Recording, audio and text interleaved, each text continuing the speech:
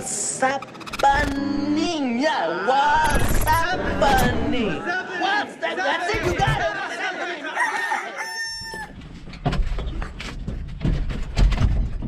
it. Dane's not available right now, so I'm gonna give you guys the introduction to what's happening this week.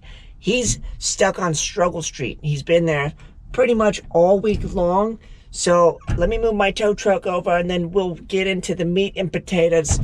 Pretty much his compressor was just a big pile and it made him really angry all week, but he figured it out, so he's feeling much better now.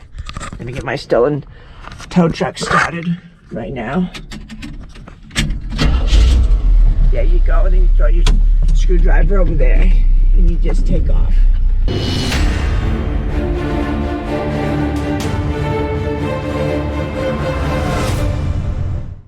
What is up, everybody? My name is Dane Thompson. You're watching another episode of What's Happening. So this is the weekly series where we break down the videos that I upload. We talk about what we did and then what we got coming up. That way we can fill in the gap, because I only post once a week typically. Sometimes we shoot for 2, but like this week we only got 1. The only video that we made this week was about my Ford 9-inch rear end that I'm going to be putting together. I went over all the listed parts. Well, I spread everything out in the driveway, kind of showed you what I got, what was used, what was new, gave you a price breakdown. We're in a little over 600 bucks. If you notice, I do not have brakes, but I have a set of Ford Explorer brakes that I should be able to go get anytime I need them, so I'm not too worried about having those yet. Then we'll need soft lines, and I'm sure there's a few things I'm missing, lug nuts, who knows. But we are gonna get into that. So with that being said, I only made 1 video this week because I have been swamped and I've been on Struggle Street. You could ask Janice. Yeah, he's been on Struggle Street. I don't know, I was just making that voice up because I thought it was funny. It's like a Jerky Boys ripoff for the most part. So anyway, my compressor gave me a fit. So last weekend, Saturday, was my birthday. Yay! Oh, don't mind that. That's just the neighbor making a room addition in their garage. So you'll hear the song from time to time. Anyways, Saturday was my birthday, so I decided to just take the day off filming and doing everything, and I went and I had some fun with my family. We went to an event, hung out all day, went to dinner, all that fun stuff. I have said tow truck that I need to get into paint, and I figured I would just throw all day Sunday, thrash on that thing, and be kind of ready. We just get it out of my hair, and then that's supposed to go home, you know, this coming week or whatever. Well, I went to thrash on it, and my compressor decided to thermal. It would overheat, the motor overheat, and there's a little red button on the motor, and it'd pop it. It's real frustrating when you're trying to sand because the compressor continuously runs, so it kept shutting off, and then I was debating sanding it by hand, and so on and so forth. Anyway, I spent the whole day, didn't get what I wanted done, accomplished, and then come Monday, still in the same boat. I thought I kind of had the thing fixed, and then I had to go get parts, and anyway, it was a fiasco. It was really hot on Sunday, so I thought maybe because it was like 100 degrees or whatever out, maybe the thing was cooking. Long story short, that run has just continued. Like this whole week has just been Struggle Street, like definitely rolling, trying to walk uphill, so to speak. But I keep a positive outlook, I get stuff done, and then the harder things get, I just break it down to, like, if I gotta take one baby step at a time and that's what it takes, and then I have to feel good about doing that, that's how I just keep a positive outlook. And you can't stop me. You can slow me way down, but you're never gonna stop me. So even with all those things in place, it's just another problem. You just solve the problem and you find a solution, you move on. So we got that handled, and let me show you real quick. I might as well, because if you ever have a compressor issue, for those of you guys wondering and those of you that follow me on Instagram, let's go take a walk and I will show you what I got, what I did. So here we go. Out of the cubby hole. So we have this guy. I'm going to show you real quick. This is a run capacitor. You can see the top is bulged a little bit. I don't know if you can see that. And the bottom as well. Like if you set it here, I mean, it sits flat, but see how it rocks? The thing isn't like flat, flush. Well, that was what killed it for me on Sunday/Monday. So on the top of your motor, this is the thing that thermals, or this is the thermal protector button, whatever. I have no idea what I'm really talking about. But this is my run capacitor. This is my start capacitor. So what happens, they run in series when the motor starts, and then it kicks over to the one and drops the amperage, I believe, to the motor, so you don't overheat it.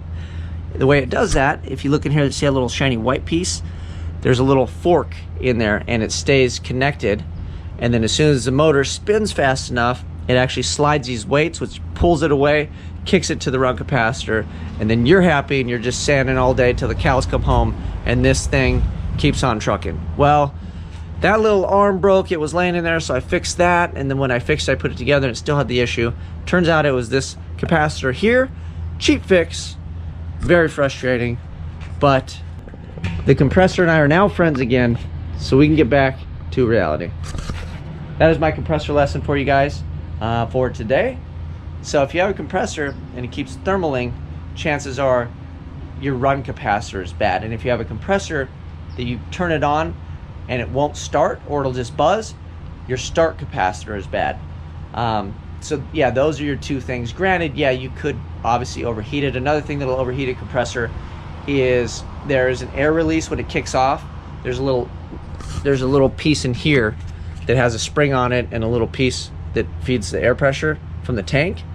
So it gets to a certain PSI and it's spring loaded and it pops up and it actually releases the air pressure and shuts the thing off. If that thing goes bad, the thing will continuously run and then overheat it. Then you can blow seals out and all kinds of other things, but that will also overheat your compressor. So I know way too much about compressors now. And once again, it's kind of like a transmission. I don't really want to know these things. I just have to keep on rolling because I can't afford to buy compressors and transmissions or anything for that matter, honestly. Woo!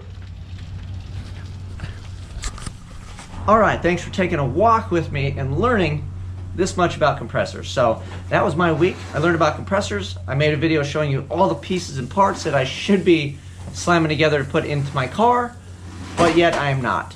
Granted, on a happy side note, the proceeds from doing that tow truck will go into a converter, which I've already called PTC. That is ordered, so when it's ready to drop, they will send it to me, and then now I will have some form of currency to send back to PTC for said, what's it called? Majig, torque converter, so we can go fast. That leads me to questions. We're gonna try to speed through this one this week because it's kind of short, and it's honestly been a really weird and kind of trying week, to tell you the honest truth. STR8 boosted, straight boosted. And he said that he always learns something new from my videos. Are you going to LS Fest in Kentucky this year? I should have my car ready for the track by next year if you want to race. Not sure how I will do because I've never raced on a track before. Should be fun though. So this was really the main comment that I wanted to address, and it really got me thinking about why I do YouTube and what the purpose of the channel really is. Obviously it's to show you guys and to get you motivated to get out and to do stuff and to get in the garage and honestly show you that you can do it on a shoestring budget with nothing other than a little bit of fortitude and lots of struggle. But ultimately I realized my car, because of budget constraints, and I have a lot of talent, I just don't have a lot of budget, it's never really going to be the fastest car. I will be able to have a pretty fast car in general, but there are big players in the game that go to my local place, Irwindale, all that stuff. I got a guy that's chasing the fastest truck in California record. I saw that truck there last Thursday testing. It's a monster. That truck is amazing. It's beautiful, ridiculous, and there's no way I'd be able to compete with a vehicle like that. But what I can do is I can build the best thing that I can afford, and then I can load it on the trailer, and instead of trying to spend money to upgrade it every single time it runs well with a turbo or some new fancy part, if it's not really necessary, I think what I should do is put it together, make the quickest car I can for my budget that I can afford to replace pieces and parts on if the motor blows or if the turbo's bad. So try not to get real fancy with those items and take the extra budget. So instead of buying like a precision turbo that's $2,000, if I could save that kind of money up, I could use it to put gas in the tank of my truck, put that car in a trailer, and come out and race you guys and race other YouTubers, go to bigger events, go to the Kentucky LS Fest, go to drag, not drag week. I wish if I could go watch Drag Week. But the Woodward Dream Cruise, my buddy just got back. He was over here today. We're talking about that.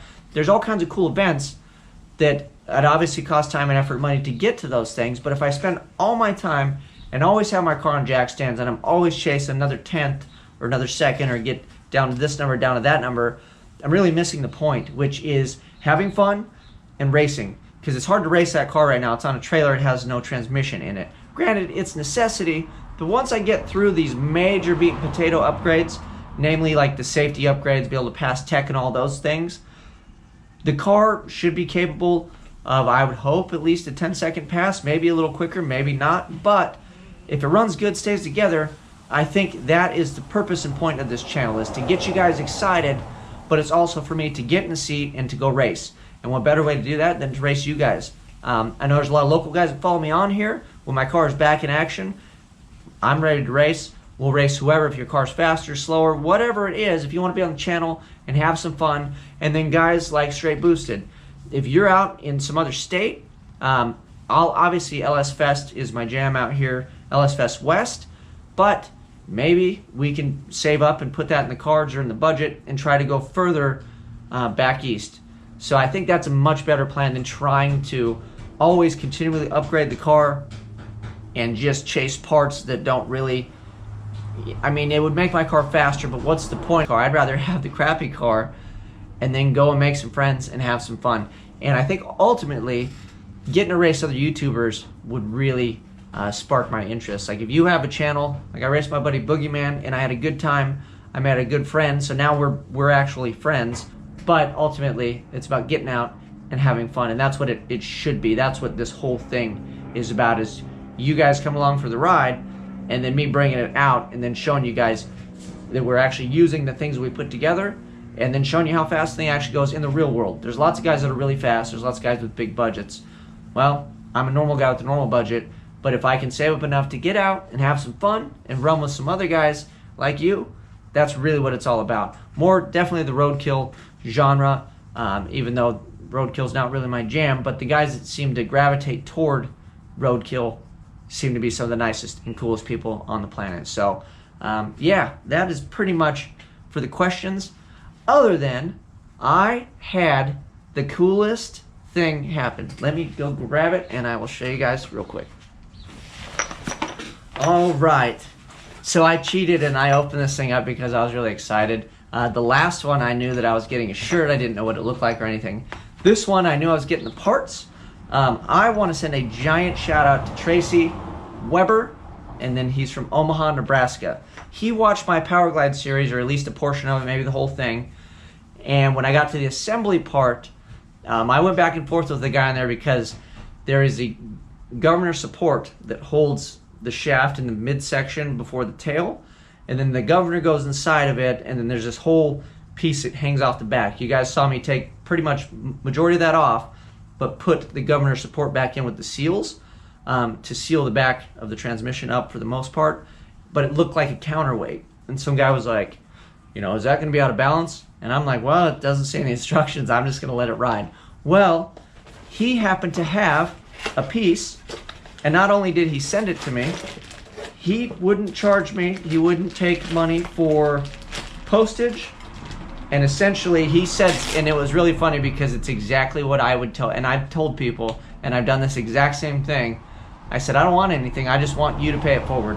And that's exactly what he told me. And it was really cool because it felt like full circle. Bam! Check this thing out. So thank you very much, Tracy. He even gave me the seal, which I think is still good. It's still pliable. The freaking gasket, and then the hardware is in here. And then the bushing even looks to be good. I'm just going to slam it in as is. But this is basically the aftermarket piece that you would need if you built your transmission and want to get rid of the governor on a Power Glide like mine. Actually, the rear pump as well. Like if you had the rear pump gears, it was a really old one, or older than what I have, this would negate and replace all that stuff. So thank you very much, Tracy. I've had really good weeks in a row with you guys being really generous and cool. So from stickers and nice letters to t-shirts and now freaking race parts. So you guys are awesome. And you know, between that and the comment from Straight Boosted to ask if I was actually going to be in an event, I think that I really realized the purpose of this whole channel needs to be not just me trying to put stuff together, not me showing like people how to paint or show off like I can paint cool stuff or build whatever nice cars. It is really about getting the average guy fired up to get out there and to build his car within his budget. Don't daydream about the shit you can't buy. Just focus on the things that you can so you can complete the project and then go out and make some friends and have fun. And that's really what this is about. So I am looking forward to getting that car back together. It is going to take a little bit. I got to put safety in. We got to put the 9-inch in. And then I'm actually going to get some help putting in a nicer cage. And I don't really want to skimp on safety. I know everybody likes to complain about the cutoff switch, and then they made me put this, and then I have to run a blanket and a trans shield. I get all of that. I get that SFI stuff's kind of a racket on some parts that probably aren't going to go bad.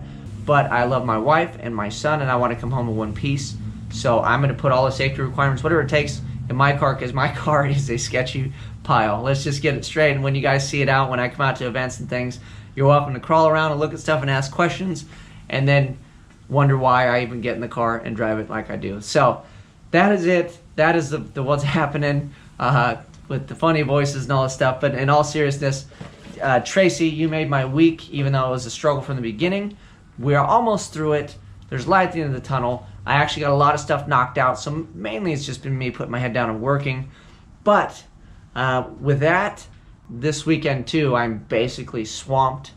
So I think what I'm going to try to do for next week's video, because I can't do 9-inch fun this weekend, which kills me, is I think I'm going to do like a highlights channel trailer, come up with something, and then spend the time in between that I do have editing something cool for the channel. So next week's episode, I have no idea what I'm going to pull out of the hat, but we're going to find something, and then that is it. And then hopefully after this, a couple little bumps, we'll get right back to it.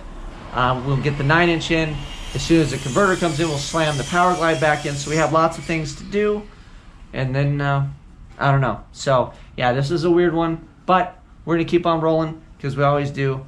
You guys, keep it locked. Click, subscribe, share, and like. Tell your friends and family. I am out of here. We are Audi 5000.